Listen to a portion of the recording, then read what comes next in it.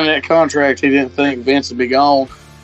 No, not at all. I mean, a lot of people are like thinking that too. I don't want Andrade to go, especially since they just signed Roosh.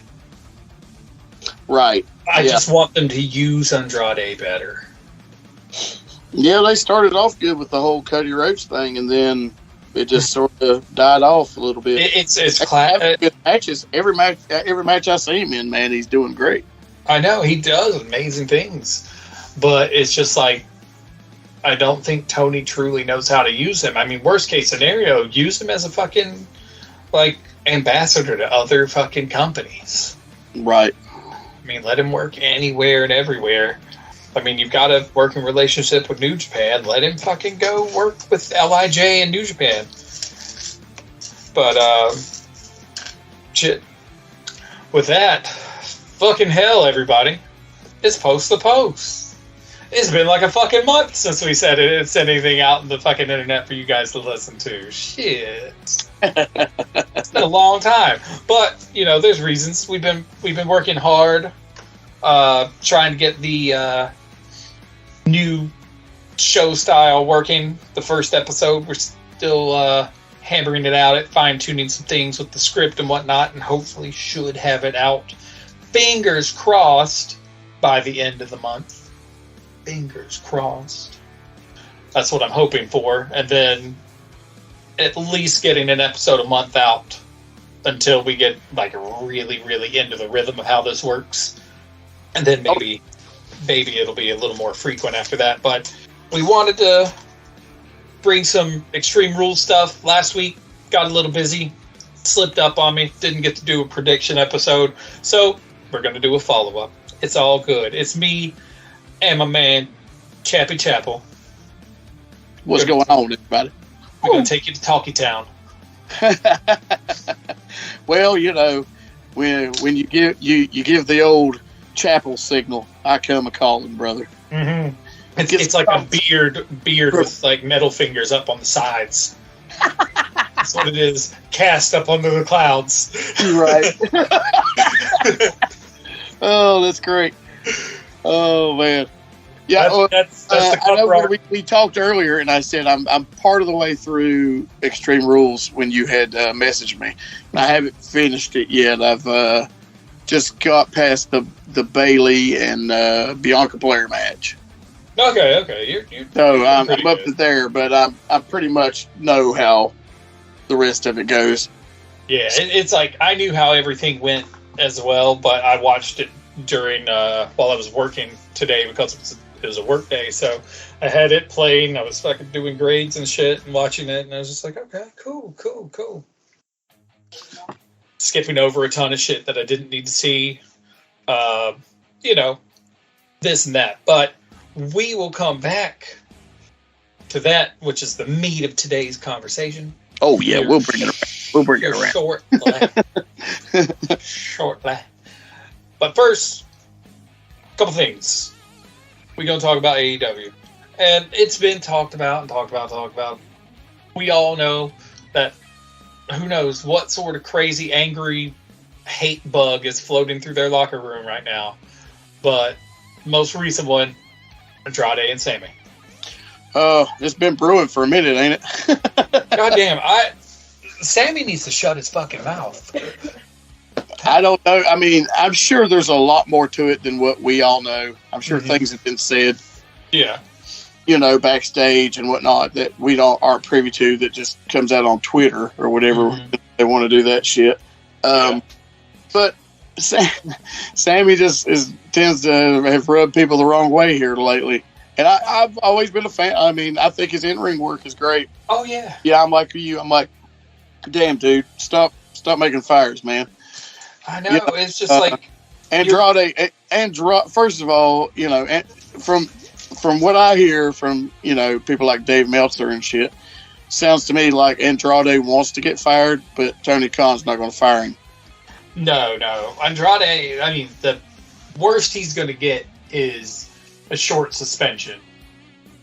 And that's even if they decide to do it. I mean, from what I hear, he just rabbit punched him real good. Friday. Well, from what I heard, what I had read is that Andrade had turned him around, and he pushed Andrade. Yeah. And Andrade landed at least 2 solid good shots. And he would be one I wouldn't want to mess with because, let's be honest, it's pro wrestling, it's entertainment. A lot of these guys aren't real fighters. And then you got somebody like Andrade who came from a really rough neighborhood. He came from working Lucha Libre where they don't fuck around. Oh, yeah. And the fans still take that shit like it's fucking real. So if you don't know how to throw down, you're going to be fucked. He's a tough son of a gun, that one is. I've got super big respect for Andrade.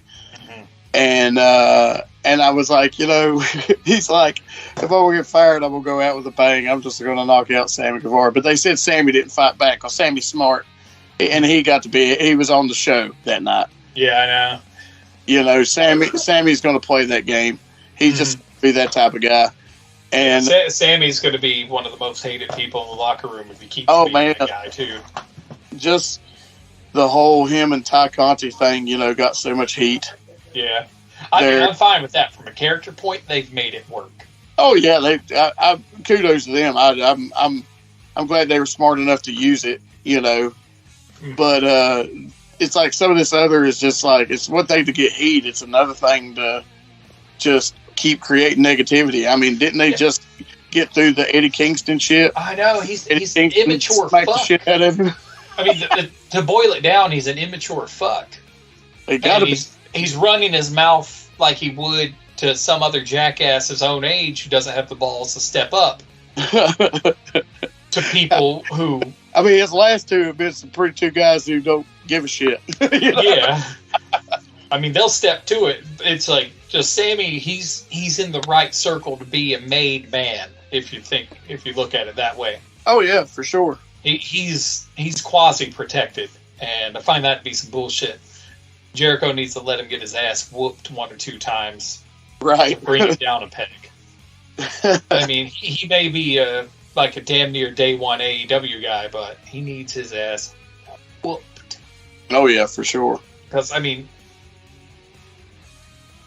that's what we would do with a guy, and at a show. I mean, somebody who's just showing attitude out, get too big for their britches, so to speak, as the Southern people say. Oh, yeah. And sometimes you got to give them an attitude adjustment.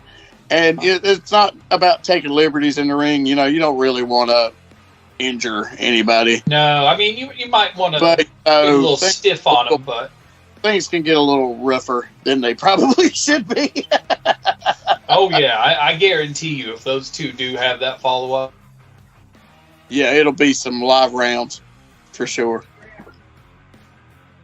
That would be... Make sure I'm all for it. I mean, hell, make it into an angle. Fuck it. Yeah. I mean, you start making the real shit part of the show, man. I mean... Oh, yeah. People bite into it more. I know. It's like with Andrade, it's like if he wants to go so bad, work it into part of his story. Make it like he's frustrated he can't hire anyone into his thing. Right. And so he's wanting to take his crew elsewhere, turn it on its ear. And then, now you've made him almost like an underdog of sorts. Right. And then just fucking book him as a fucking terror, just taking his frustrations out on people.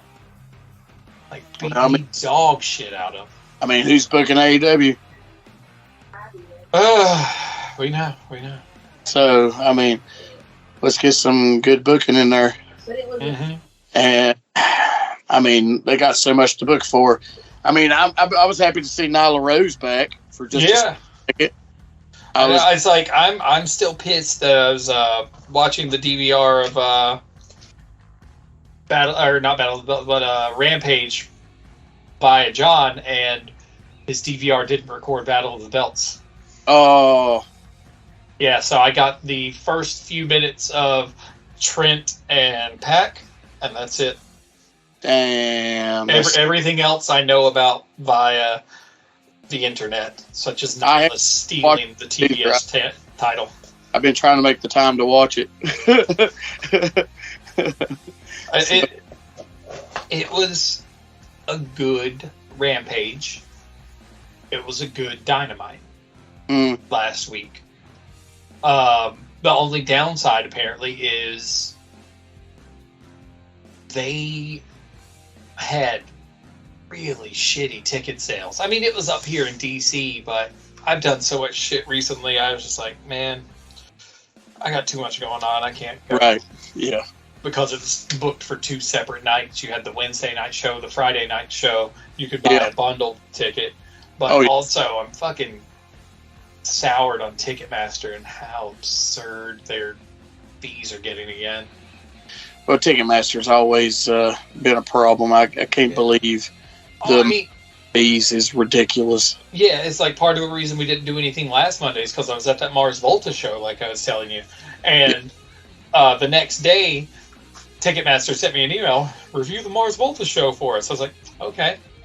And so I did. And right in the middle of my review, I was just like, but the only downside to this whole thing is Ticketmaster charging nearly 20% of the initial ticket price and fees. Yeah. Apparently, the first class action lawsuit didn't teach them anything, and it's time for another. Yeah. And then I was like, but the Mars Volta show was really fucking good. Right. And then I hit post. Because, I mean, my ticket after everything was fucking $120 some odd. That's crazy, man.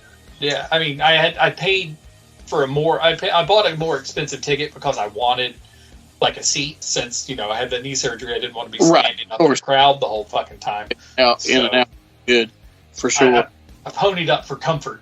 And you get a less than $100 ticket. And the fees on top of that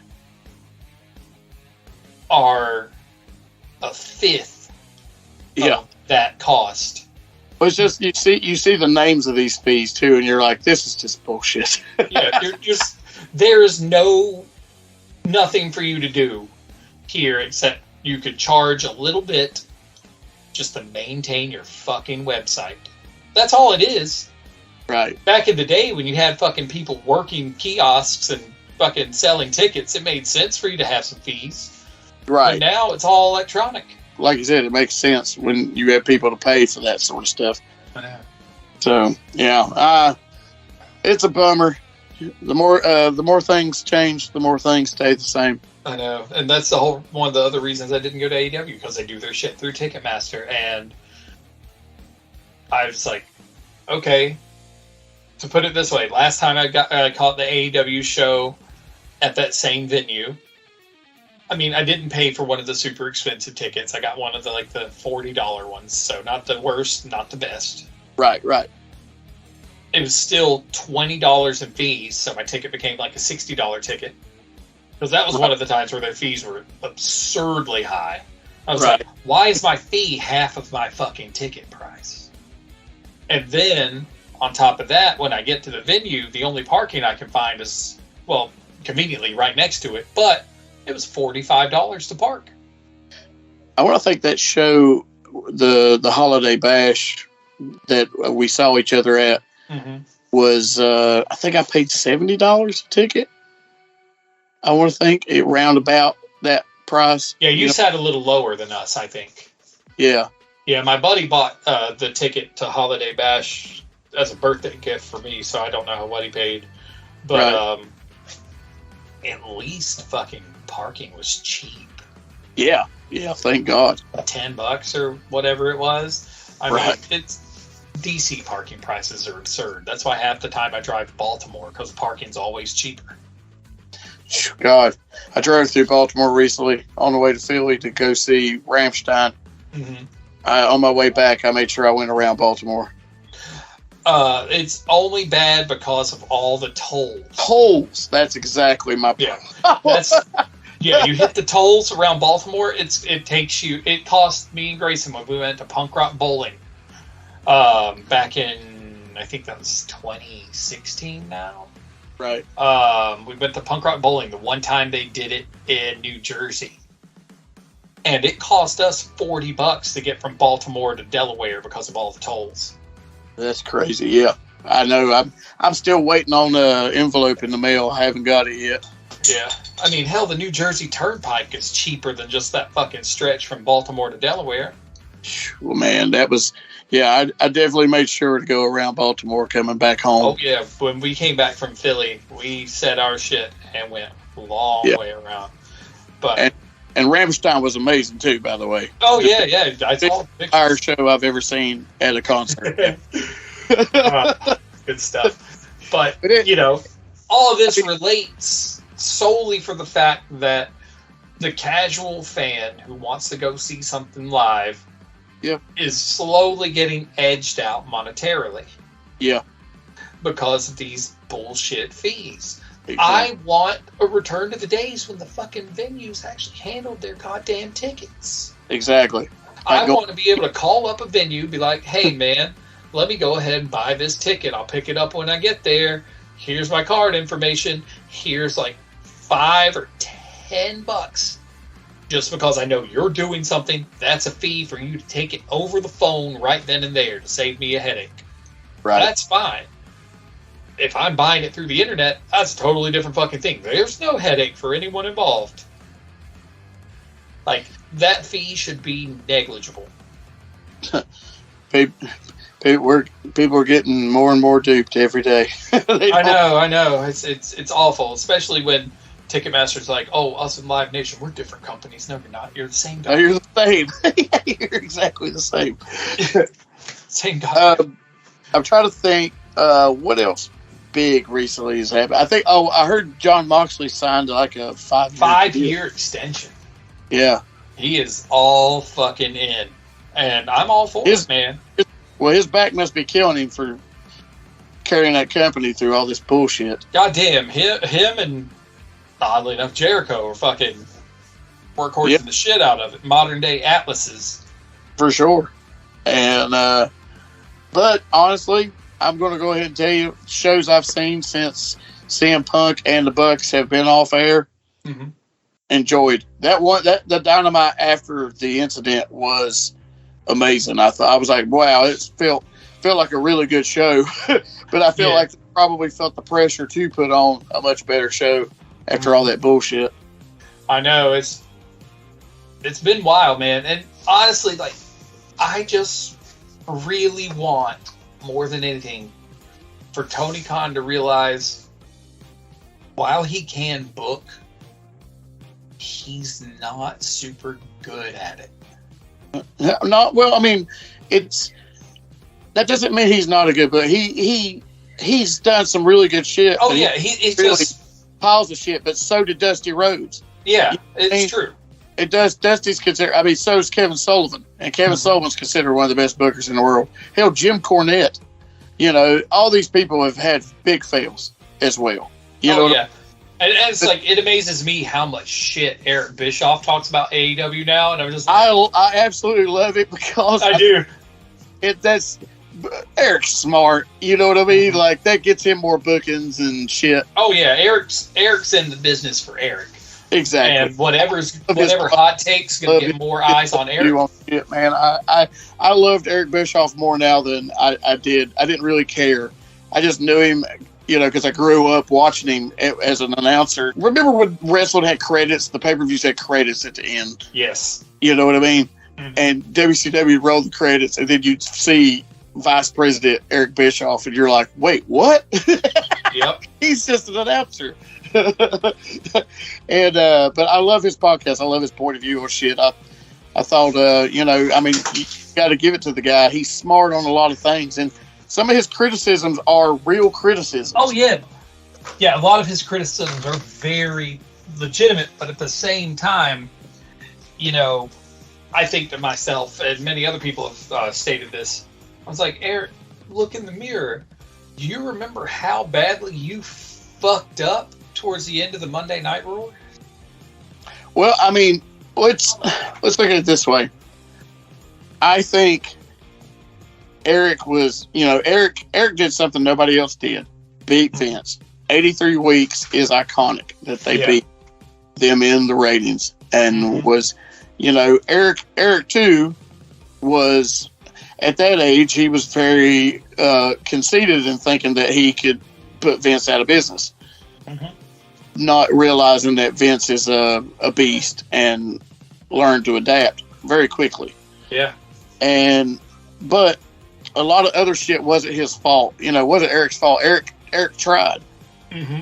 And, certain things just never came to fruition, or, giving talent. So the biggest problem was giving talent so much control. Mm-hmm. I think that was the biggest thing. I think egos prevailed, and that's what really ruined WCW. For him, it was those weird stipulations in the contracts, for sure. And luckily, to my knowledge, we don't have a ton of those in the world of AEW. We've got a lot of creative freedom. I mean, he was making, not that there weren't guaranteed contracts, they were just very rare, but he's the reason guaranteed contracts became a big deal. Mm-hmm. He gave out so many. And, but I mean, it was cool. It was great while it lasted. I love that era of pro wrestling because I was watching both. I would watch both. Oh, yeah, I was watching both. I was a WCW guy back then, but I still enjoyed WWF. I just grew up watching them both. I just remember, even like on the Saturday morning wrestling, they would have both wrestlings on the same channel. Mm-hmm. So you could watch both. It was just great. Yep. But WCW was always, I was Ric Flair. Yeah. So NWA, really, the beginning, before they became WCW, was a big deal to me over a lot of the WWF stuff. But I love both still. Yeah, when I was younger, like probably the later mid '80s when I could start remembering shit. Because I mean, you've got me for about a couple years. Yeah, my earliest memories are like Hogan and Piper, Hogan and Andre. I still remember, like, this was probably, I might have been 3 or 4 at the time. I still remember watching Andre on Saturday night's Main Event. Right. Yeah. With my dad. In the living room at the house that had no insulation next to the wood-burning stove. It used to be balls fucking hot. It used to be such a big deal for Saturday night's Main Event. It just, as soon as I saw that fucking font and the music come on, man, I was excited. Oh, yeah. But in my younger, from that era, like, let's say if that was the case, that would have been, let's say, 86 upwards. Right. I was definitely, like, a WWF kid. Oh, yeah. And then, say, 90, 91, that's when I discovered, like, transitionary era NWA into WCW. Right. And that's when WCW hooked me because, one, big, giant fan of Sting straight off the bat. Some of my earliest memories are like, the thing like Midnight Express with Jim Cornette, and they had Big Bubba Rogers, Ray Traylor, before he became the Big Boss Man. Yep. I can still remember the scaffold match and shit. Like, when I met Bobby Eaton, and, rest in peace, Bobby Eaton, one of the most genuine people I've ever met in the pro wrestling business. I told him, that was one of my earliest memories, was watching him in the original scaffold match. I don't know where I was going with that. I just talking about the old stuff, like that's sort of like an earliest memory, like that's as far kind of some of the old Dusty Ric Flair promos, come through, but I was really young during that time. And, but I miss those days. The 80s were man. Still some of my all-time favorite. Indeed. It's just, to bring it back around. Oh yeah, we were talking about Eric Bischoff. No, I mean, we were talking about Tony Khan and booking, and that led us down this. It led to the comments and yeah, exactly. But to bring it back around full circle, Tony, like I said, he's an okay booker at times. Yeah, but he needs someone to, one, help him book, and two, temper his booking a little bit. Because he does have a tendency to go kind of way out there sometimes. This is just my own theory, but ever since Brody Lee died and Cody Rhodes left that company, it's not been the same. No, it really hasn't. I think Cody was a bigger driving force than we think. Oh, yeah. I mean, he was booking a lot of it there at the beginning. And it's obviously shown.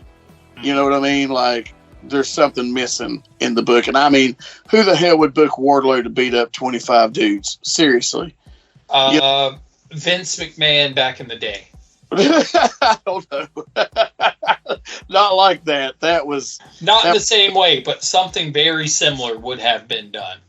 I don't know. I think they would have done it more along the lines of a battle royal, and it would have been Wardlow against a shit ton of regular-ass jobbers coming in. Right. And him just dominating everybody. Big man, small, cleared out the ring like Kane or Big Show or whatever. But it's like, okay, that's some of the worst booking I have ever seen in my life. And then the very next week, Orange Cassidy gets the upper hand on him. That's bullshit. It's just, I'm perfectly okay with the orange part, but I'm not with it for the 20-man squash fest. I'm just saying, in comparison. Comparing it back to back like that, yes, I totally to me, get that's it. Right, and that's nothing against their match, because I think Wardlow and Orange had a really good match. Yeah, and honestly, other than goddamn Jim Cornette, so many people speak highly and praise like Orange Cassidy and the way he works and how he's figured out his character and the psychology to make it work in the ring. Right. And that's the thing right there is like his match was with Wardlow was, and we've said this many times in the past, so I'm not going to stick to it very long. It was a psychology match. Right. It was him playing the I'm faster and smaller and I can get under your skin. Right. Those were his only saving graces. He's like, I know I can't go toe to toe, so I'm not going to. I'm going to hit and run, get you off balance, and then try to make offense happen. And that's the way that match worked out. Right. But then big man powers prevail. Right. And Wardlow's not going under. It's like, here's another thing that really pissed me off, bad booking. Okay, then they booked him against Brian Cage recently. No build-up, no nothing. I mean, they had Brian Cage was on like what, Dark or something. I'm sorry. Your YouTube show is not build-up. I'm sorry. It's not. They just wanted big guy versus big guy. That's what they wanted, and Brian is so good. Like, I love Brian Cage. I think I can't say good enough about that guy. He looks like $1 million. The two of them, in my opinion, were a superhero come to life. Those two were actually good do match. those superhero-like moves at a guy his size. I know. And he's a good worker. Mm-hmm. Him and Wardlow had a decent match. The two of them together, that is a good pairing. But the fact that it came out of left fucking field. Yeah, come out of left fucking field. It's like, oh, we've not had Brian Cage on TV in forever. Here's Brian Cage. And he's automatically earned a TNT title shot. What the fuck? Like, who? Like this? I still chalk the TNT title up to open challenge, remember? So yeah, no, but still, there's just it was sudden. It's such a bullshit thing to do anyway. The fucking open challenge means they got no clue. There's like, well, we didn't really think of nothing to now. Let's just do an open challenge and throw him against Brian Cage. You know, I know what you mean. I just, that's also entail bad booking. It just sucks. It's stupid. Because I'm all for them working against each other, but I would much rather see a bigger storyline out of it. I think both of them deserve that. Agreed. It's not about who was over and who went under. I mean, because Wardlow's going to go over automatically. Oh yeah. And it's just like the same thing with Lance Archer. Same thing when they booked him against Lance Archer. There's another guy that should have been a fucking monster, and they've dropped the ball with 1,000 fucking times. And same thing with Brian Cage. I was like, how can you look at Brian Cage and not make money and not think, fuck, I should make this guy something, And I think all his matches have been pretty good. he just is just not being booked right, and you know that. You've seen it in Thunder Rosa. We've had that conversation about how she's not been booked right. Hell, I don't think CM Punk was booked right. The only thing he was best booked in was against MJF. And agreed. And I mean, like the Eddie Kingston thing could have been something. Could have been much bigger than it was, and they blew that off too soon. But I mean, there is some good shit. The Acclaimed tag team champions, and I just got to see the Acclaimed recently, like at a local show in Hickory, and that was really nice to be like that intimate a show with some AEW stars, man. Yeah, Brody, I know you were saying that. Brody King, man, what an impressive dude, man. I'm so glad I got to see him at that New Japan show back in the spring. Oh yeah.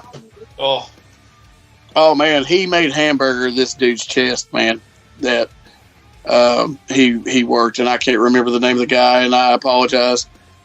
Trying to think of the name of the company too. It's not MLW, I don't think. I can't think of it. AML, yeah, okay. Now back at it. Anyways, yeah, it was to see the AEW stars working for a local North Carolina group called AML. It was great. And there were some other guys there. C.W. Anderson was there. George South was there. Mm-hmm. Tony Storm was there, but she didn't work in the show. She was just like signing autographs, taking pictures. Did you watch Dynamite this week? Just bits and pieces. I haven't caught up with it. Tony and Jim make a George South reference. Oh, really? Yeah.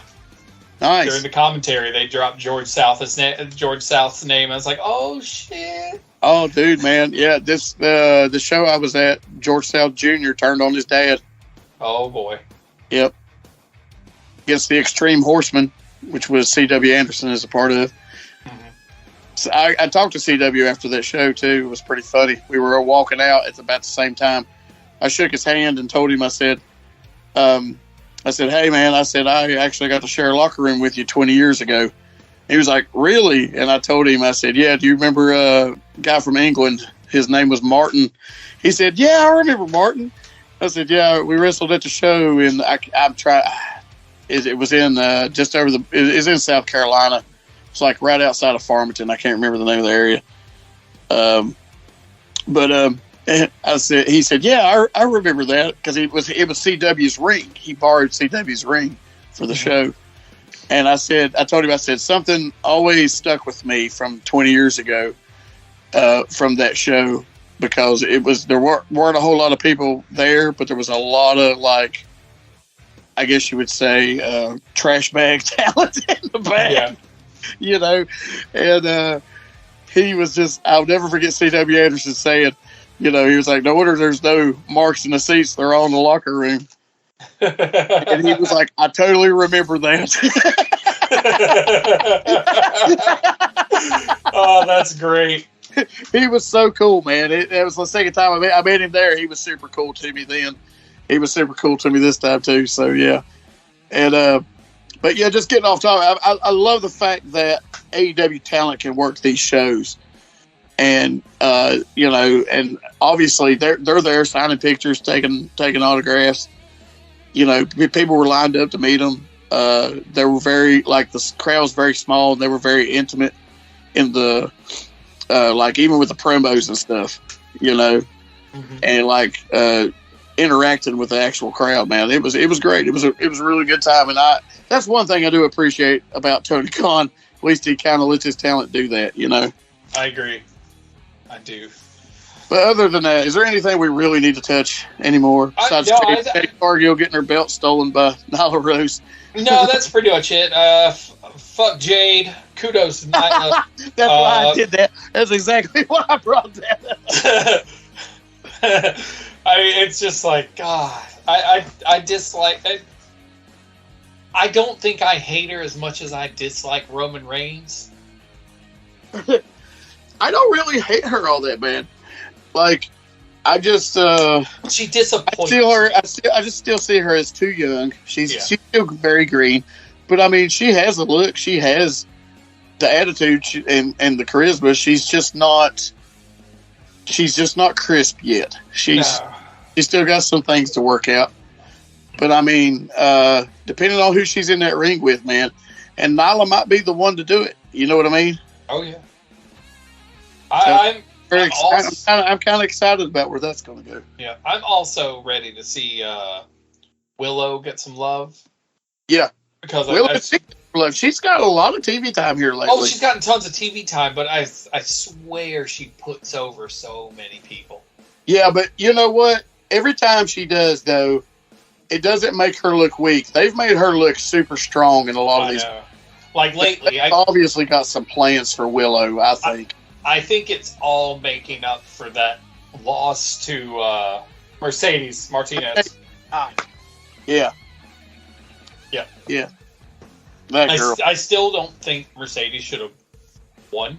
I see why they did it, but I think Willow, being an actual Ring of Honor talent, when they brought her in, should have been the one, like, right after that to really get that belt. Okay. Let me put it to you like this. Do you think Willow would rather be on television every week, or do you think she'd rather be a Ring of Honor champion right now? Truly, like right now, being, where she's at right now, perfectly fine with her being TV time. Right. I think she's probably like, I made the right decision. Because when are we getting to see actual Ring of Honor talent? Very rarely. Most of them are wrestling on Dark. On Dark, yeah. I'm really hoping that sometime soon they get that damn thing going. They need to. They really need a show. They really need just a Ring of Honor show. And because what's the point of having a television champion if you have no TV? Yeah, I'm right there with you. So fingers crossed it happens soon. But yeah, exactly. And Willow, I'm just glad to see her because she's got a real fucking good attitude about things. Oh yeah, and she's always hella stoked. She can go, man. She really has some good intensity. She's believable. You know what I mean? Like her shit just looks a lot more believable. Now, I've seen a few flubs, but everybody botches. You know what I mean? Yeah. Everybody botches. They've not been big botches, so it's like seen a few things here or there, but overall, she's pretty intense. She's got good charisma. She has a good look, and I just think they've got plans for her. I've seen her a lot more than normal. Because she was just like a Dark princess. I'd see her on Dark quite a bit. And now all of a sudden I'm seeing her on TV more. Yeah, I think they see her talent for sure. Mm-hmm. But anyways, are we on to Extreme Rules? Yes, we are. All right. Let's go ahead and dive in. Extreme Rules was this weekend, as everyone already knows. And most people listening to this have already fucking watched it, I'm sure. I watched it today, this being Monday the 10th, so I'm a little behind, but I mean, hell, I'm a fucking busy man. And that's the way it be.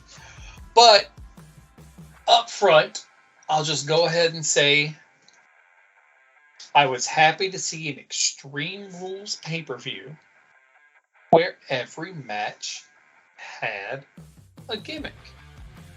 I agree, and overall, what I've seen, like I said, I've told you, I made it all the way up to Bayley and Bianca, their match. Most of the matches have been pretty fun to watch, entertaining, and just full. I mean, first of all, let's just talk about the very first match, the Brawling Brutes versus fucking Donnybrook. My God, I was like, what a way to start the pay-per-view off. There was so many good stiff shots in that match. Oh, God, it was fucking mean. I mean, there were so many hamburger chests at the end of that match. Just Sheamus and Walter is such a good combination. Oh, I know. And then I love seeing Pete Dunne in his Bruiserweight gear again. Right, yeah. I mean, I don't want to call him Butch because I'm just waiting until they bring back the Pete Dunne name and just put Butch as like a nickname in between the two. Right. Butch Dunne. I mean, it makes sense. Yeah. I mean, very upset when they changed his name. Yeah, it's fucking stupid. But there's only one thing that could have made this match better. Oh, yeah? And that's and this is something that when Weatherman mentioned it yesterday or Saturday or whatever, when we were talking about it, because he was watching it a little more live than I was, and he was kind of giving thoughts on it all. And he would have been here tonight, but iRacing started up their new season, so he's racing internet NASCAR on his new computer. So I won't fault him on that. He's living his best life. But he said they should have rented out a bar for them to actually fight in. To do like some of the old APA. That you hit the nail on the head, because he's like, and then if they go in the back of the bar, there's a private room and the APA is in it. Right. And they knock the shit out of somebody for messing up their little private party in the back. And you got to get a Ron Simmons damn in there. You just got like he spills his beer. Damn. Right. Damn. But I mean, honestly though, there was God, and I said Walter, but I meant Gunther. They changed it. Yeah. Another name change that just wasn't needed. His works a little. I mean, Gunther really kind of hits like it just Walter. It's still Gunther. tough as fuck. Yeah, and I mean, it's like, why the name change though? It just doesn't seem like it was necessary. I guess they just wanted to him to seem more scary German. I guess. Even though he's Austrian. Austria, yeah. But I mean, looks great. That match was, and I'm not a big fan of these, like, 6 guys, having a match at the same time, because usually it's so hard to pay attention to what you need to pay attention to, because there's so much going on in one of these style matches. But honestly, they did a pretty decent job at keeping your attention where you needed the attention. Agreed. And that I was pretty happy with too about that match. But overall, yeah, that was one of my favorite matches of the night for sure, because just for the sheer brutality of it. Oh yeah, I mean, honestly, Sheamus is fucking gold all the time, and Sheamus and Walter allowing those two to just work like fucking to run the tournament to the ground, fucking bruisers. Yeah, is smart move.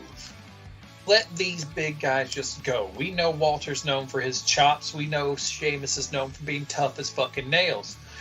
Let those two go at each other. We saw it at Clash at the Castle, which was a fucking... goddamn. That match was good. Brutal. And this was another gem. I mean, just like I said, the only thing that hurt it for me was just the location, because nothing is dumber, in my opinion, than all this fucking neon, and then some straight up thrift store barrels and coffee tables set up to make it look like a goddamn bar ringside. Those were bourbon aged barrels, my friend. Bourbon aged barrels. The fuck out of here. Yeah, it does look odd. It looked odd. Fucking stupid. And the bar, which I laughed when it's like the picture of Sheamus's grandfather. I know. Basic, it's just ridiculous. I was just like, if you're gonna do it, just fucking it should have been a quasi cinematic match had it happened in a bar. I would much rather it be in front of the audience than to have the backstage or I mean, I like that it's in front of the audience too, but I really feel like that match, it would have been better off if they had just left the table dressing around ringside out. Right. And just let it be a fucking brawl. Aesthetics, it's probably not the best, but just for the pure action, it's the best. I mean, yeah. If it was in, like you said, like in an actual bar somewhere, like they used to go to Tim White's bar, that he had, the old referee, and they would just go up there. APA would tear up his bar every time they was in town.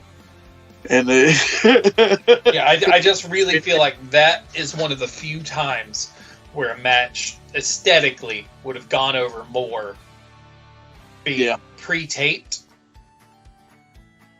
than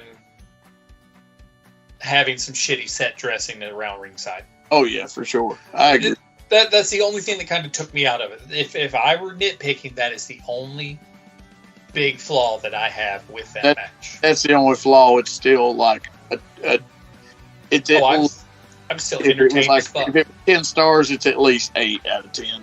Yeah, for just the sheer storytelling, that just, because the story's really hitting with Gunther and Sheamus. It's just, that intense stare. They just went through this whole big bar burner of a match, and then they're right there face to face, and they're standing up at the same time. Brawling 2 nights in a row. They still had all the cuts and fucking shit on them from the night before. Oh yeah, hands down. I mean, give it to them for, they're just like, if you're going to give it to me, you better lay it in. It's just, that's the 2 type of guys those guys are. I respect it, but I also, I know how you feel afterwards. I'm sure. It's never good, but at the time it feels like a badge of honor. You know what I mean?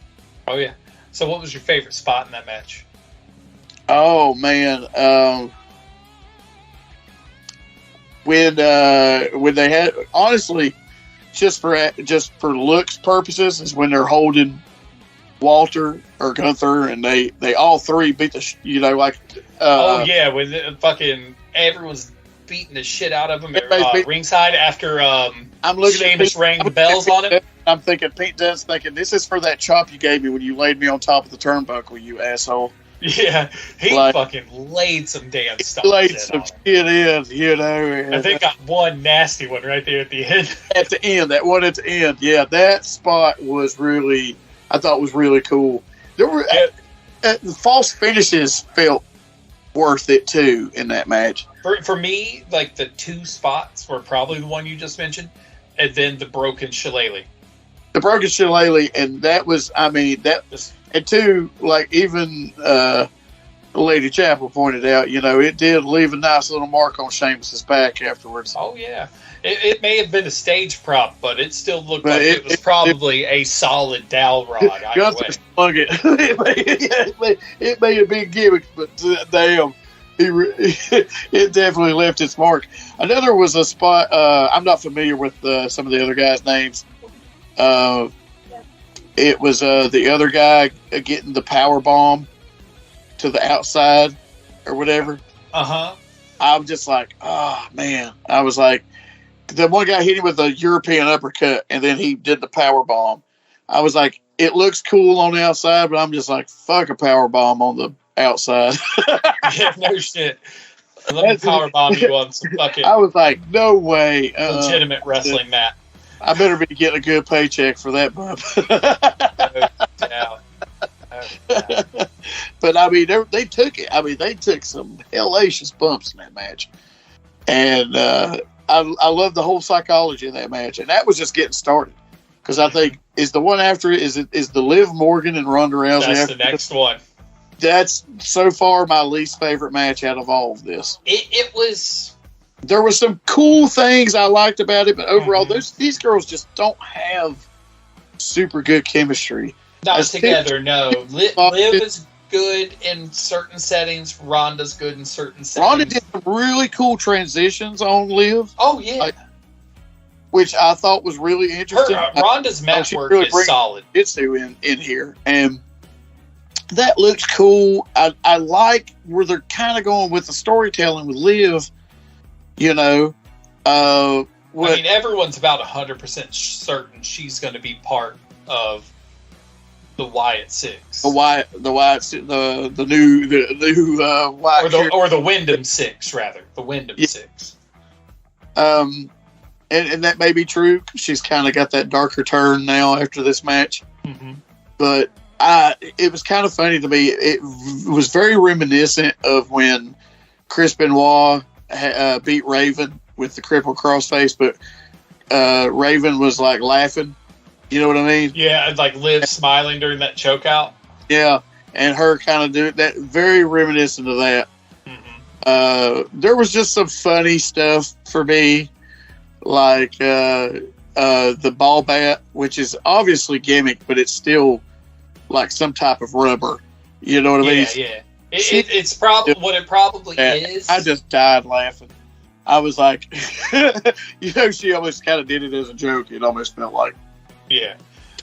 Those baseball bats, if they're the kind that I'm thinking they are. Like, right. I found a website where you can actually buy them. They are like that really stiff injected foam rubber with a fiberglass core. Oh, yeah. So they hold stiff and they won't right. And it was but they'll hurt you. Spots with the bat. The best spot in the whole match for me was Liv. Liv got the big pop with the senton through the table. It looked great. Oh, yeah, it did. But then Ronda, catches her in the submission and she makes the transitions and then she gets in that very odd position. And it worked. I was like, that was honestly the best part of the match, I think. Yeah, because it also ended the match. You'll give Liv the big pop, but Ronda ends up sneaking the win at the end. Mm-hmm. And Ronda still comes off like a bully. I think depending on who Ronda's with too, like Ronda, there's just still some rough edges in some part, but a lot of stuff of hers looks good. She can do a lot of these moves and stuff, and pretty decent. Like I said a minute ago, her mat work. If she doesn't take some more time off, and she could just work on fine tuning her craft, I think she'll be one of the people remember the more of her wrestling than her fight career at some point, if she really sticks with it. But I mean, that's just kind of what still makes her legit, is the fact that that she could.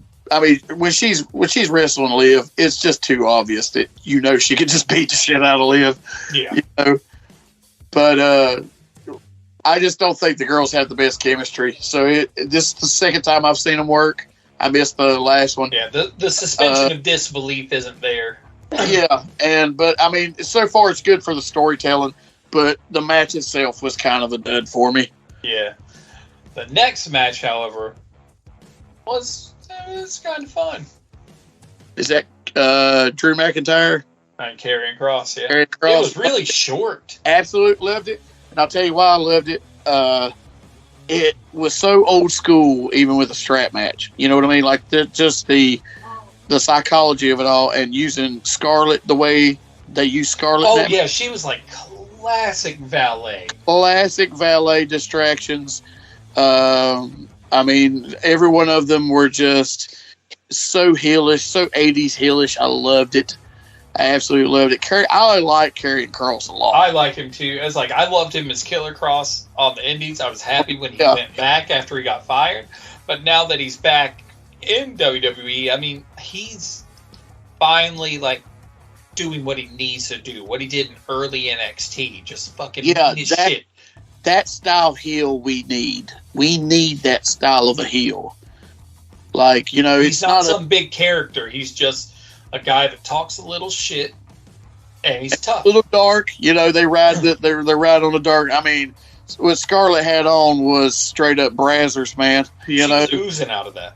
Oh my God! But give it to her. She is so good at her job. Oh, yeah. She was so good at the distractions. Super, super good at everything for her part in that match. And Karrion, man, took the way he knows how to take advantage of the timing is just perfect. Drew looked like a beast too. You know what I mean? Yeah. They fought for almost 10 minutes before they even got the strap on Karrion to start the match. I know. It was so Memphis feeling. You know what I mean? For a modern day type of wrestling match. I really enjoyed the old school mentality they went with it, and both Drew didn't come out looking like a bitch either. Obviously there's no rules. I thought the ending made me laugh more than anything. She stepped in front before he could do the Claymore kick, and then he moved her out of the way. Then she spun him around and just sprayed base in his eyes. Yeah, and carry it. I liked how Karen actually wiped his eyes like he had gotten residual mace on them at the end. I was like, yeah, nicely done, sir. Right. Nicely done. So it's like there's no blow off here. This is going to be a straight up good long program, I think, and I think it's a good combination. I think they work pretty well together. They have a very classic style in their in ring work that I enjoy. Anyways, like classic is in like maybe a '90s, early 2000s big man style. Yeah. And I quite enjoy that. And if it's done properly, and I think these guys, I'm kind of excited after watching this match to see where it goes from here. Oh yeah, indeed. I'm big fan. Cross's Crosshammer. It's, in my opinion, it's a weak sauce version of the Hidden Blade. Right. But it still looks burly as shit. Yeah, he's intense, man. He's got good intensity. Does. And like I said, yeah, I like the combination of him and Scarlett. As like you hadn't seen shit like this since like Sunny. You know what I mean? I know. Like last valet I can think of that really like worked those angles would have been like the Sunny and Ric Flair with like woman angles. Oh, that or to me, the queen of it is Queen Sherry Martel. Oh, Queen Sherry. Oh, yeah. She's the best. Oh, I saw. It's like part of me wishes I hadn't left the sensational Sherry figure that I saw the other day. Oh man! But I was just like, I don't need it. When I was a little kid, I would just use other toys for other characters. You know what I mean? Like when I got my little wrestling ring and my toys, I'm like, oh, what other old toys have I got? I've got like this old Evil Lynn character, even though she's like almost 2 feet taller than the other wrestler. That's my sensational Sherry.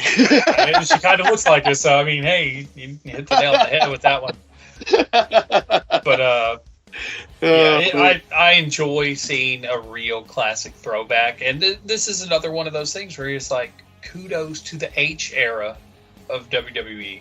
Right.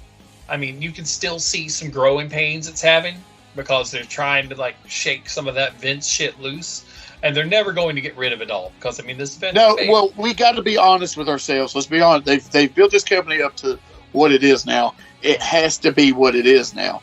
Exactly. But does it mean you have to have all the restrictions you had before? Exactly. Let's acknowledge what pro wrestling is. Yeah, it doesn't have to be get rid of this with these words we can't say on television.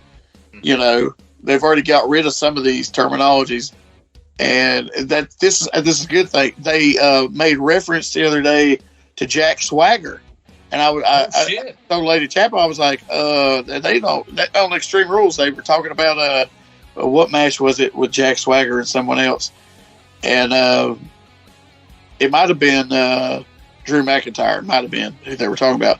But I was like, even though they use the WWE name, mm-hmm. they still don't normally do that. They don't. No, usually once they've left the company, it's like they're persona non grata after that. Right. And it is nice to hear them actually reference their past. Yeah. Let's not pretend it never happened. Yeah. We know certain things they'll pretend never happened, but I mean, we'll right, like Chris Benoit. Exactly. We'll let sleeping dogs lie on that one. But the next match, our ladder match for the Raw Championship, Bianca and Bayley. Now, this is as far as I've gotten into pay-per-view. I will say this. As much as Bianca annoyed me at the very beginning, I still don't care for the hair thing. But goddamn, she's the real face of that women's division. Well, she definitely is now. She is what they wish Charlotte Flair was. I mean, I get how she's been, on fire here for a while, but mm-hmm. I'm like you. I wasn't a fan of the hair to begin it, but you know what? When she used it as a whip in this match, I just laughed. I was like, yes, use mm-hmm. it. Use the gimmick, girl. Exactly. And it's just like, I agree. I was reading an article. Someone said she's what they wish Charlotte Flair was. And I was like, I totally agree. I'm more invested in her as, this badass champion than Charlotte ever was. Well, not that you're biased or anything, but I am super biased. But this was a different article, and the way they framed it. I don't see the comparison because I always see Charlotte still as like a heel. She has to be a heel. I mean, come on. And Bianca, is a super good babyface. Who wants to see Bianca in that gimmick as a heel? No one does. No, I'm thinking it's more along the lines of her as this just presence and powerful, like, face of a division. Right. Okay. Now I get you there, and I get you, like, especially like how you handle yourself in the locker room around the other girls and stuff. Now that I get differently, but it's just like, as far as like, character wise, it's two different types. Two different types of characters, for sure. Two different types of characters. But here's my thing about this match. Okay, I knew, at some point the rest of Bayley's team's coming down. I mean, I can't remember what they're called again. Damage control. So the rest of they come down. That's happening. There's no rules. It gets to the spot where Bianca's almost getting the title, and then they come out and do their thing. Really cool spot. It did take a minute to get into, but where Bianca held both girls on her shoulders, and she did. Yeah. Her move. I forget the name. I can't remember the name. I'm so bad. I'm so out of WWE stuff. I'm just recently kind of eating more of it because Triple H is doing more stuff. He's made it palatable again. Yeah, exactly. And Bianca and Bayley, I think, have pretty decent chemistry together. Oh, yeah, for sure. I mean, Bayley Bayley is one of the best workers they've got. She can make anyone look good. Right.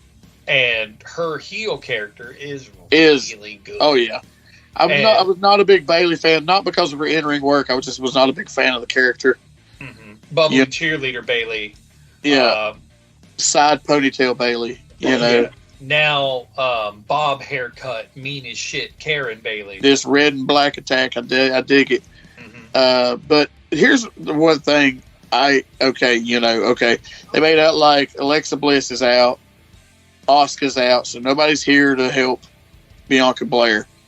And Bianca comes out on top against the odds, against three women, basically, with no help, and comes out. So she's on a big shine right now. Like, this is to me, that was a big deal. Not just to beat Bayley, but to beat the whole team, basically, to beat the shit out of all three of them and come out on top. That's saying a lot what they think about Bianca, for sure. And this is just the beginning of this girl's push. Because she's already pushed to the moon. I can't imagine where she's going to go next. Oh, yeah. She's going to be this. I mean, she's top shelf already. She's off to the fucking races now. Let's put it that way. But yeah, let's just say this: that match, solid all the way. Ladder matches. I mean, I'm. This is one of the times where, again, I was talking to Weatherman, and I'm right there with him. Dial back the number of fucking ladders. Yeah. I mean, he's such a purist. He's like, they only need one. I'm like, that's a bit too few. I would say, 2 or 3 tops. Even in the classic ones, you get 2. Yeah, I'm going to say like 3 tops. Right. And that would be. No, let's do it this way. 4 ladders, 1 for every side of the ring. That may be Kevin Owens and Sami Zayn's fault for their Ring of Honor. Yeah, but I mean, it's just too many ladders, too much shit going on with ladders. I agree. I agree. The girls I thought the spot where Bianca put her finisher on Bayley while Bayley was holding. That's what I was about to mention. Yes, was beautiful. Oh, beautiful spot. Beautiful, beautiful, beautiful spot. I mean, that was the icing on the cake to seal the deal for that win. I've never seen that. And no, honestly, I had neither. I had not seen that spot before. No. So, kudos to them. That was great. Mm-hmm. And I overall was pretty happy with it. But yeah, I would say the biggest criticism is too many ladders. Yeah. Now we move on. So far, we've had a Donnybrook. We've had an Extreme Rules match. We've had a strap match. We've had a ladder match. And now we move on to our 5th match, Balor versus Edge, and an I Quit match. I've not seen this match yet in its entirety, but when after it had aired, I had caught a glimpse online of the finish.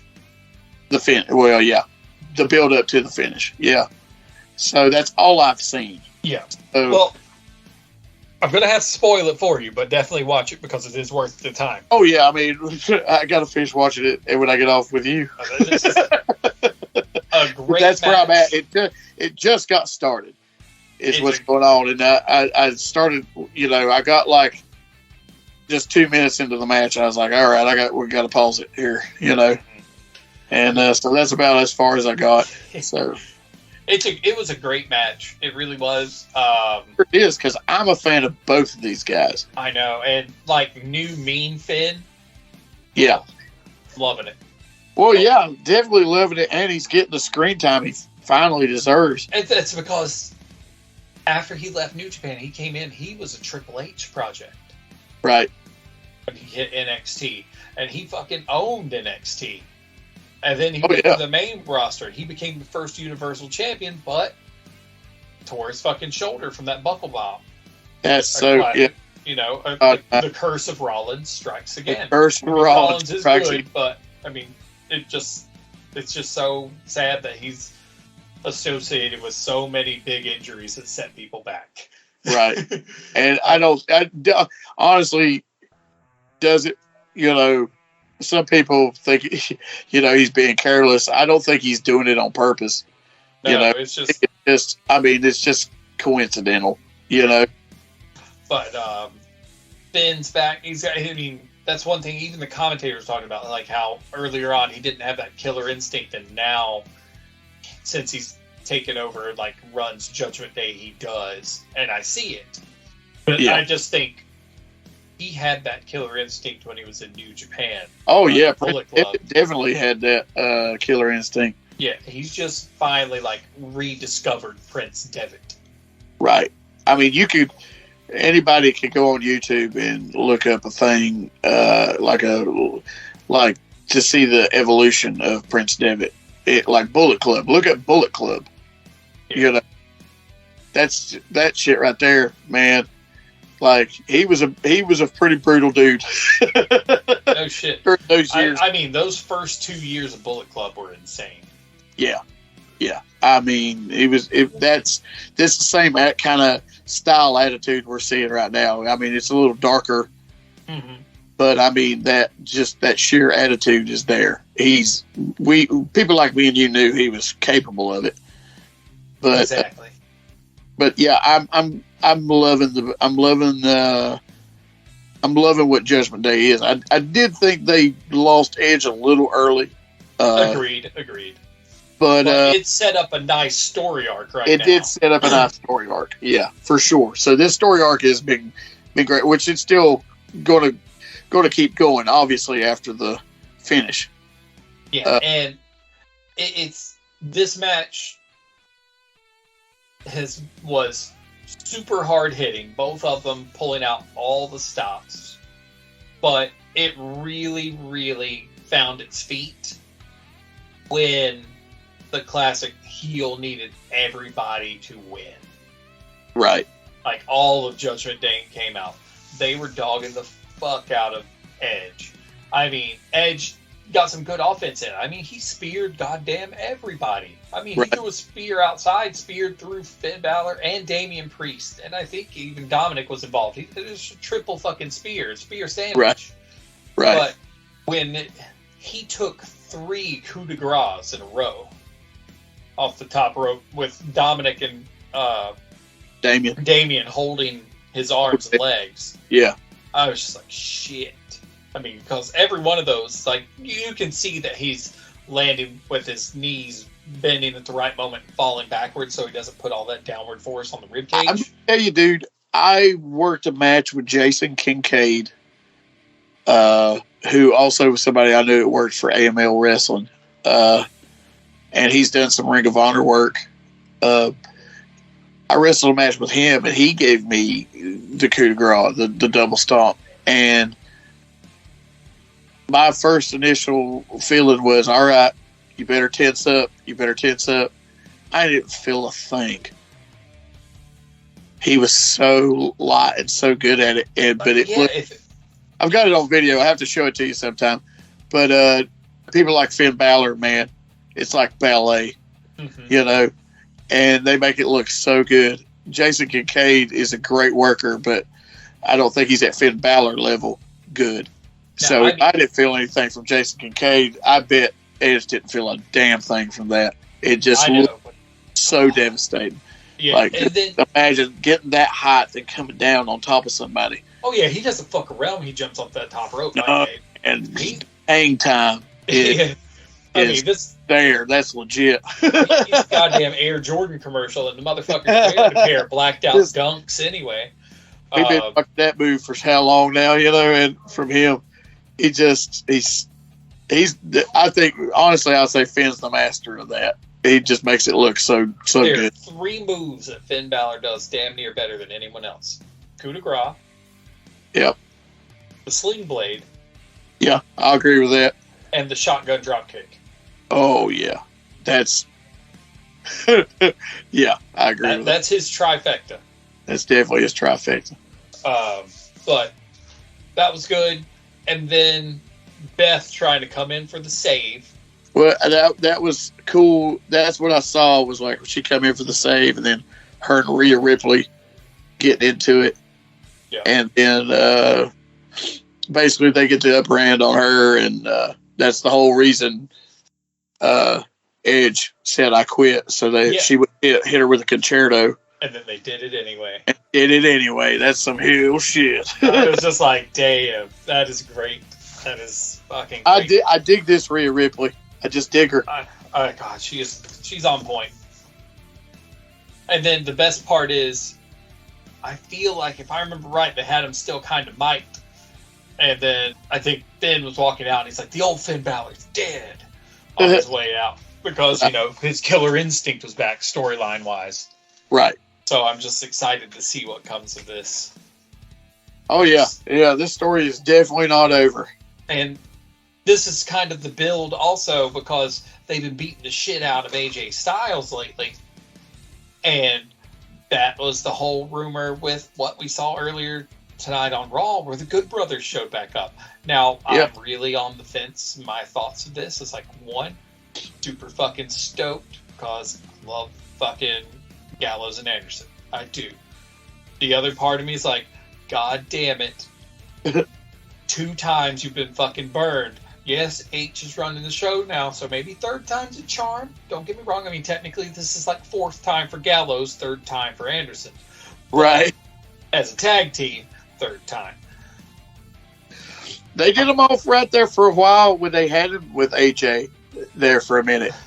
And then they dropped the ball with it after they beat up John Cena. I know, it's just... It's still the New Japan Never Openweight champion. Even though it was pre-recorded middle of last month, Gallows is going to be broadcast on New Japan Strong's Autumn Attack this weekend. It's just, are they in there for real, for real? Did they sign a full-blown contract? Or were they able to work an angle to where it's like, hey, we'll come in and do some shit for you, but we're having a good time working the other companies again? Right. So, you know, we'll do this shit as a favor to AJ and you, but we're not going to sign a contract. Right. It's like, if they can work that kind of angle... I haven't seen anything in writing yet. I've not seen anything, you know, online. But I'd say that would be really cool if there was some kind of working relationship with New Japan. Yeah, it's like everyone's been talking, like, I mean, that's been the rumor for months and months now that WWE is trying to start something with New Japan. But AEW was working with New Japan, and AEW is still working with New Japan. AEW also has working relationships with DDT, and they signed one with Pro Wrestling Noah recently, so that way Sting can work with Muta in his final match. Yeah, I did hear about it. Yeah. So, we'll see. I mean, just like WWE's track record with the Good Brothers has me apprehensive about them going back, because it just looked like they were having such a great time, having free reign to do whatever. Right. After being constrained by the E for so long.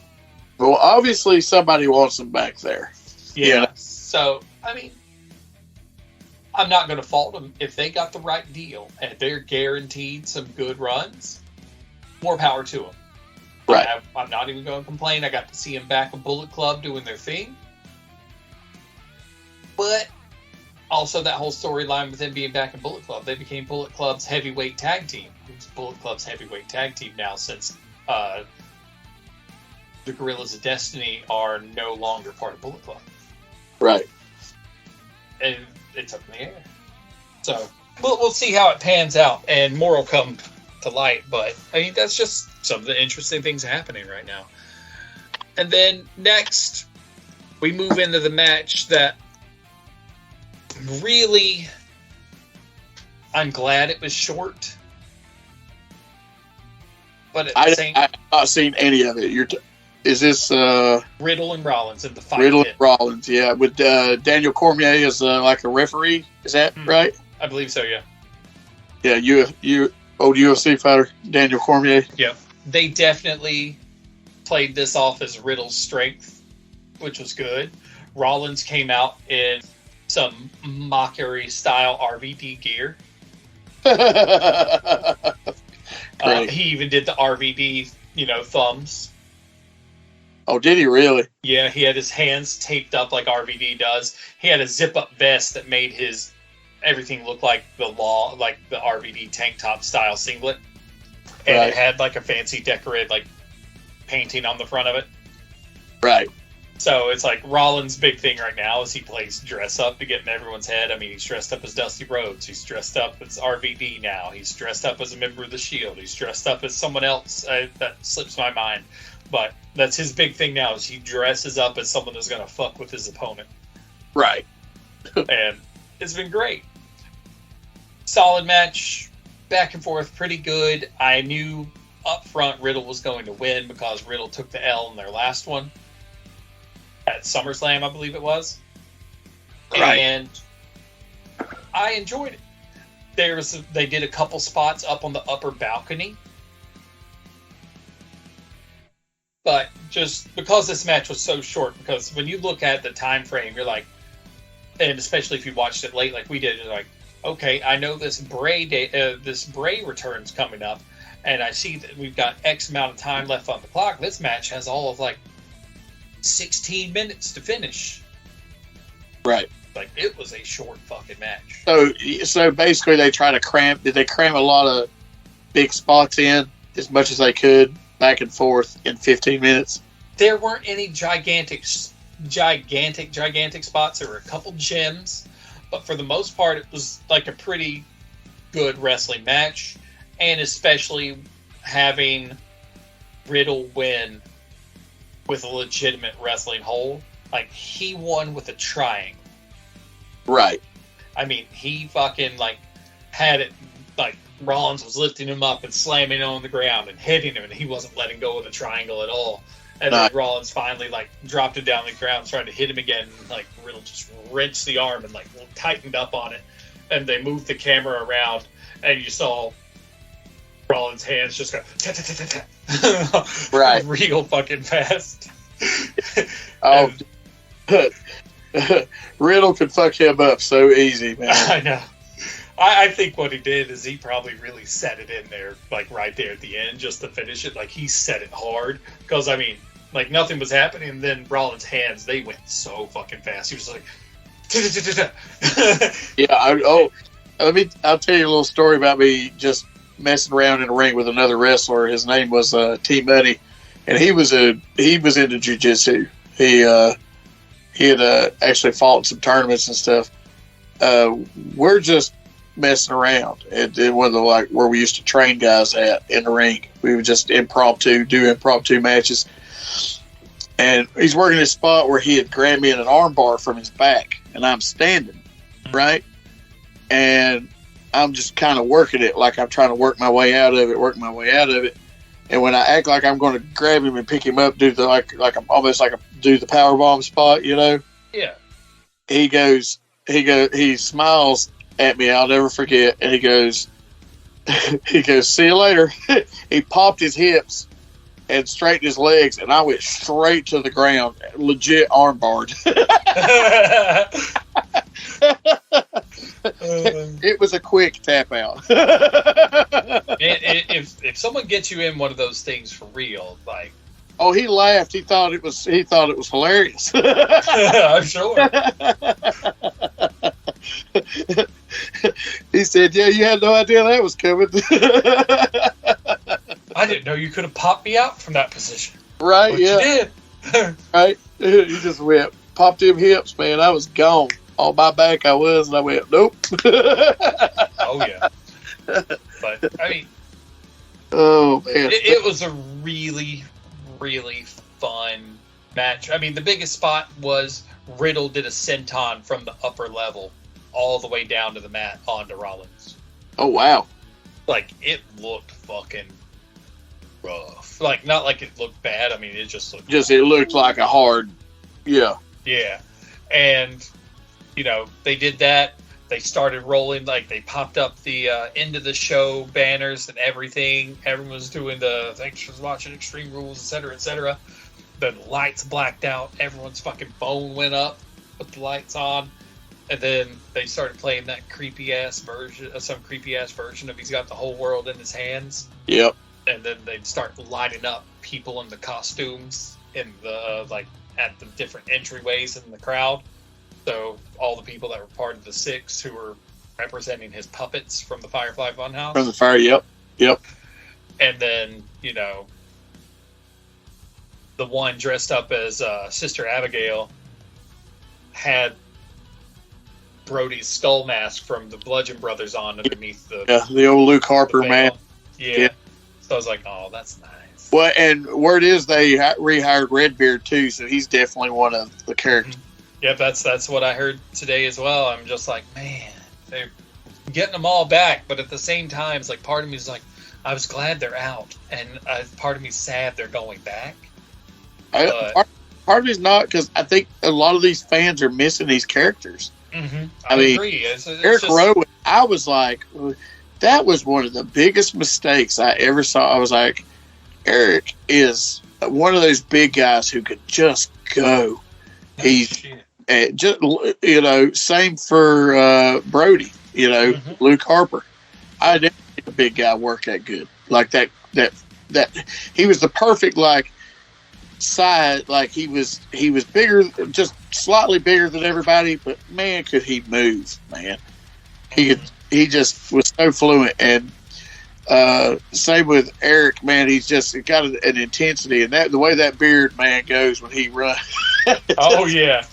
You know, I'm glad to see him. I'm like, please just get away from the control your narrative. Let's get you in somewhere else, please. Agreed. You know, and I mean, hell, even Braun Strowman's back. You know, I know. They've gotten a lot of those guys back, and you know, kudos, because I think they're going to be used much better now. Yes, and speculation already. Braun's one of the Six. Redbeard's one of the Six. They're thinking Liv is going to be the one in the Sister Abigail gear. So that sets us with what, 3 right there? Yep. Someone's saying Dexter Loomis is one of them. Oh, that would be cool, because that character, man. Oh, he's fucking great. And, like, I was stoked when he left and he started picking up, like, his other, like, the hatchet or the axe or whatever the fuck it was. I forget. I didn't see it, but did they ever go back to the Miz and the Philadelphia Flyers mascot? Yeah. Was it Dexter? Dexter came up behind the Miz, you know, with his dead crazy eye stare, and choked the Miz fucking out in front of, like, after the Miz knocked down the mascot. He choked him out, and then helped the mascot up, gave him a hug, and the mascot started kicking the Miz in the ribs. That's funny. I almost figured, because you know it's the real mascot for every little vignette, but I figured they would build it up to like towards the end. It was I thought someone was going to be inside of it, but no. Yeah, no. yeah. Because I'm like, Dexter, I'm sure doesn't know how to do the little mascot moves with the actual suit on. Mm-hmm. And stuff. Exactly. I'm like, it's the mascot, but I had a feeling something. You knew Dexter was going to show up at some point. I figured it'd be something. So it's been rather entertaining. People are definitely thinking Loomis might be one of them, and then with the re-signing of Redbeard, of course, we already mentioned that. But the other big one is there's real big talk that they've already gotten Bo Dallas back on board. I've heard that as well, so that would be amazing. And to get him in with his brother. Yes. As part of the six. All Bo's ever needed is a good gimmick. Man. A good, it would, man, when he turned heel there, like a hardcore heel there for a while, I was like, yeah, this works. Let's make it work. But then they never went anywhere with it, And I liked seeing him away from the old school Bo Dallas shit. Yeah. Because I think it was just talent wasted, man. He's so super talented. He's probably a better in-ring worker than Bray. Yeah. If you want my honest opinion. Bray has the psychology and the character work down. Yeah. Bo has the athleticism down. Bo has athleticism. A bit more. And just the in-ring, like he looks and feels like a solid like pro wrestler, as to where Bray could do that stuff too, but he's not as good, and he's more better at doing charismatic characters, but his timing is impeccable. Like, I think Bray has really good timing, and sells really, really great too. Yeah.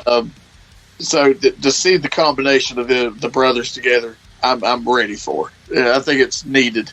I think it's needed for Bo, especially, because Bo needs to be in a spot that he deserves. Because I think, man, that dude has put in the time and put in the work, and really deserves a solid fucking spot. Agreed. So if that rumor pans out, I'm for it. Seeing Bray come in with the lantern, I'm just like, that's classic Bray Wyatt. I like that they did that. I like that that's the Bray Wyatt that should have stayed champion when he won the title for a while. I'm just like, I'm hoping against hope that they just never bring the Fiend back. It's dead. Yeah, let's leave it. Maybe they fucked it up. Or like something special, like thinking like Finn Balor and the Demon. And the Demon. You know what I mean? For me, and I said it straight up front. I was like way back when they first debuted the Fiend, I was like, this character's good. And I think we all mentioned it on the show way back then. He doesn't need a belt. And then what's the first thing they did? They fucking gave him a title, and then goddamn crushed him and took it off. Yeah, I was like, you fucked him. He's done. Even when he started the Fiend shit, it was still over. Mm-hmm. Like, it was still over. Everything Bray's put his mind to, man, it gets over. Because a lot of shit is his idea. The character is his idea. The whole character Bray Wyatt is his idea. Period. Yeah. And the Fiend was his idea. He's got such a good artistic mind, and especially for the wrestling business, he's perfect. I mean, he comes from a good lineage of actual pro wrestlers, but he's on next level shit when it comes to storytelling. Agreed. And so I'm super happy about that, because this return is going to be big, and I'm hoping, like you, they're not going to shit on him this time around and really put him in a position that he deserves. I mean, my God, so many people coming back, man. I mean, people are believing in Triple H. It's just a fact.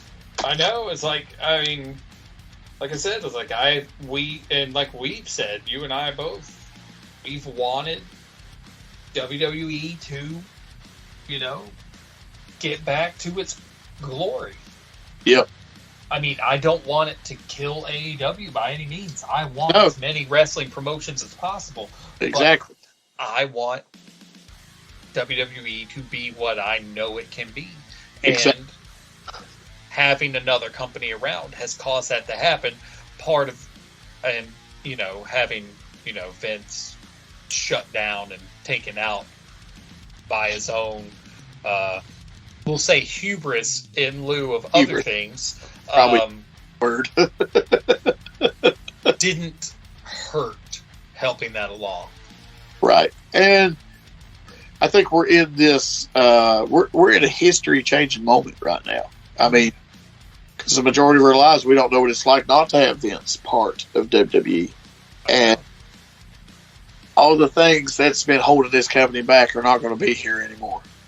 So let's embrace the fact that we are an entertainment company, but we also embrace that we're pro wrestlers. Exactly. The best of both worlds. We also embrace our past. Mm-hmm. Let's look forward to the fucking future. 100%. I'm happy. Like, if this pay-per-view is anything, and this was a solid pay-per-view. Yep. I was like I said, about the only thing I was not really happy with was the Liv and Ronda match. Yeah. Honestly, everything else was pretty solid. Mm-hmm. And I've enjoyed everything I've seen so far. We talked about the last two, but if this is a sign of things to come, I'm going to be pretty happy with the product, I think, in due time, overall. I'd have to say I'm right there with you. So, fingers crossed, but... Fingers crossed. It's like, hope for the best, expect for the worst. You'll never be disappointed. Kill your rivals. There we go. But, man, I think we covered just about everything. That's good. Hit all the big stuff. Anything I wanted to speculate on already kind of got spoiled by the shows themselves, because at first, all the Good Brother leaks earlier today were just like, it's supposedly happening, and then sure fucking enough, there they were. But, right. Only time will tell. I hope to see this as a new era for how talent relations work with WWE. Maybe the Good Brothers get to be free agents that come and work when they feel like it. Bring them in for big things. Let them go and do their own, because I think that's best for them. Not being tied down in one spot. Well, depends on what that paycheck says. If it's big money, by all means. If you can handle it and you've got the right sort of perks, take that money. Right on. Chase that paper. I'm not gonna be mad. Dude, I mean, people are wanting to come back. Yeah. So let's. This is a good sign for things to come, because we need good. I want to see good competition between the two biggest companies right now. AEW is still, to me, not a big company, but it's big enough to get seen. So, if it's big enough to get seen besides what everybody's used to in WWE, and we still have we need places for these people to work. Well, I'm like you. I want these companies to thrive, and I want to see as many of these guys working as we possibly can get them working. And I don't want to see I want AEW to do better than they're doing right now. Because I love them. I've been there since the beginning. I want to see them succeed. And we got no worries about WWE. They're not going anywhere. No, they're in it. We just gotta watch out for our upstarts. But let's hope for something better for AEW, because they definitely need some leadership in that locker room right now. Yeah. I mean, Mox and Jericho have stepped up, but it's going to take a minute before they can really quash some of these long brewing squabbles. Yeah, bullshit squabbles that people, the childish shit they've got to let go of. They just honestly they need to get more on top of how some of their guys use Twitter. Right. But all I'm going to say is if things keep improving in WWE, it's going to take a lot more eyes off of AEW if they don't do something about this situation. Mm-hmm. And it's not going to be enough to kill them, but a lot of those people that they were so stoked to grab aren't going to want to go. And exactly. Andrade's feeling that way, so they're going to have to do some if sort of people thing to get him happy. Don't want to work there, somebody like him is wanting to get the fuck out. What good incentive is it for them to be like, I want to go and work there? Exactly. It's bad for business, to let that kind of bad publicity come out. He's a well-respected dude. Mm-hmm. See how it all pans out. But with that, that's the show for the night, everybody. It's been a long fucking time, but just so you know, we'll be back as soon as we can. What's the next big pay-per-view coming up? I don't really know. I do. AEW has it's Survivor Series and Survivor Series. Yeah, for November. That's November, right? I believe Survivor Series and Full Gear are next too. Yeah, both of those Survivor Series and Full Gear. Yeah, both of those are in September. I know in New Japan, like Super Juniors and shit's getting ready to start up. World Tag League, but all things considered, we'll be back just before the next pay-per-view. We missed this one, but we'll try and get back in here with prediction episode and probably a follow-up. I'm definitely watching Full Gear, and I'll try to catch Survivor Series too. Oh, yeah.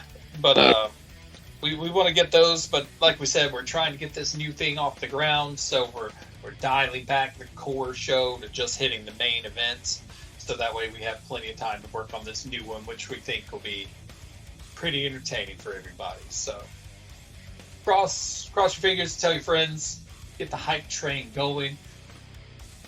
Maybe I'll try and figure out a way to get a hold of Wes and have him cut a promo for us. Who knows? But the damn champ. The damn champ. Changed his phone number. No one knows how to get a hold of him. But yeah, with that, hope everyone has a good night. Hope everyone enjoys the episode. Do all the things. You'll see it all in the show notes. Big ups to Falcon and the Polar, which includes our boy Chapel here, for making us sound good and being good buddies to the show. We'll definitely hang out sometime around Christmas time. Do it up large. You know it. We are. Yeah. There's gonna be some video games played. Oh yeah, shit will happen. But some beer will be drank. Indeed. But with that, we'll catch you next time, everybody. Bye. Take it easy.